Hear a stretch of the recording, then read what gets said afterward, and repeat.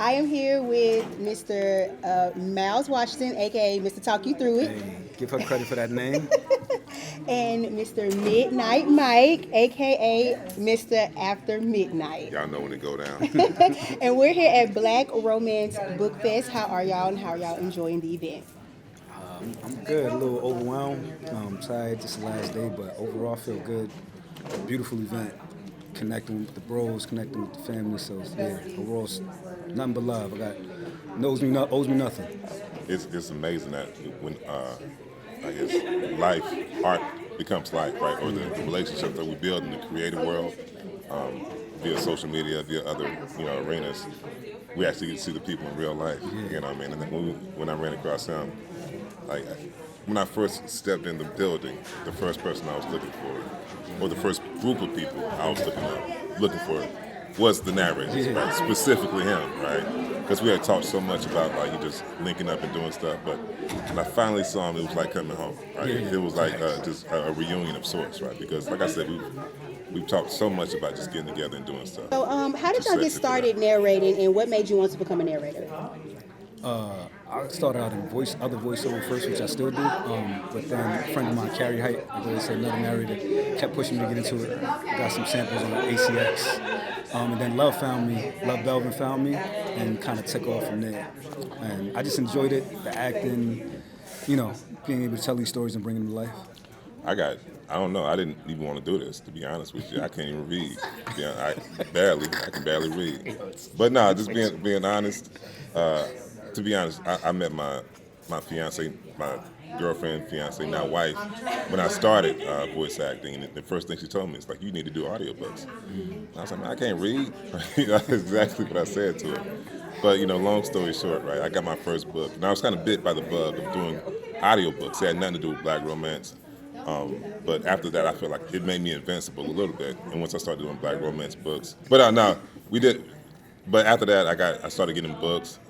It became addictive, right? Getting better at the process, right? Recording, also falling in love with the characters and just the dimension of Black romance and urban fiction and that kind of thing. But yeah, it became that thing. So that's how I got started, and that's where I am now. With mental health being at the forefront of just for everyone, what does your self-care process look like after finishing a book, especially when it's triggering or when it's traumatic? I used to, honestly, I used to cry. Like when the book was done, when I had time to cry. Now I don't have that much time. But I used to cry like just kind of, it was a release. But now I take breaks, built-in breaks, just intentional breaks. I go to bed, and get rest, and I eat better, and I drink, and I stay hydrated. I think those, because of the physical exertion, like we commit to, as part of the reading and recording process and editing process, right? Yes.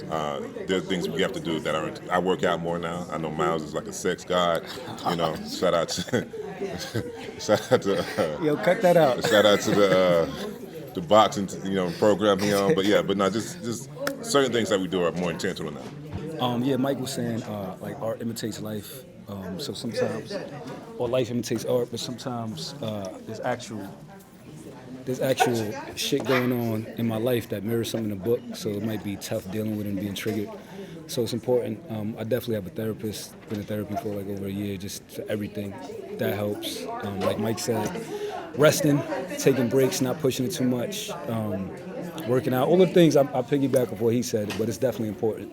And therapy, like he mentioned, I do that as well. But I think that's a very important element of all of this for myself and for him. Yeah.